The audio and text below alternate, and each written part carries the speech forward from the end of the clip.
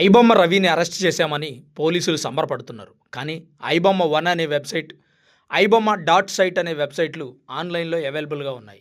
వెబ్సైట్లో సినిమాకు సంబంధించిన లింక్ తీసుకొని మరో వెబ్సైట్లో దాన్ని కాపీ చేస్తే మీకు కావాల్సిన సినిమా అక్కడ అవైలబుల్గా ఉంటుంది. అంటే ఏం జరుగుతుంది ఇక్కడ? ఐబొమ్మ రవితోనే ఐబొమ్మ సంస్థ అనేది మూతపడలేదు. దీని వెనక పెద్ద పెద్ద వాళ్ళు ఉన్నారనేది పోలీసుల సమాచారం. ఐబొమ్మ రవి సుమారు 100 కోట్ల రూపాయలు సంపాదించాడు అంటున్నారు.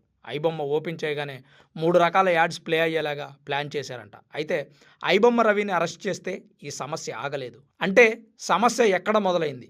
సమస్య మొత్తం సినిమా ఇండస్ట్రీ దగ్గర పెట్టుకొని ఐబొమ్మ రవిని శిక్షిస్తే ఉపయోగం ఏంటి? అంటే ఐబొమ్మ రవిని శిక్షించొద్దు అనేది నా ఉద్దేశం కాదు.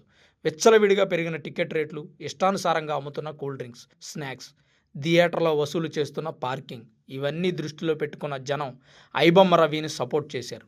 ఈరోజు ఐబొమ్మ బ్యాన్ చేస్తే ఇంతలా గగ్గోలు పెడుతుంది. అందుకే సమస్యకు చెక్ పెట్టాలి అంటే కూకటి వేళ్లతో సహా పెకలించాలి. ఐబొమ్మ రవిని అరెస్ట్ చేస్తే సరిపోదు. సినిమా ఇండస్ట్రీలో ఉన్నటువంటి సమస్యలను తొలగించాలి. ఈరోజు ఐబొమ్మ రవిని అరెస్ట్ చేస్తే ఐబొమ్మ రవి లాంటి వ్యక్తులు అనేక మంది వస్తారు సినిమా ఇండస్ట్రీ మీద కోపంతో. మనం ఇక్కడ గుర్తించాల్సింది ఏంటంటే సమస్యను పరిష్కరించకుండా సమస్య ద్వారా పుట్టుకొచ్చిన వ్యక్తులను లోపలిస్తున్నారు.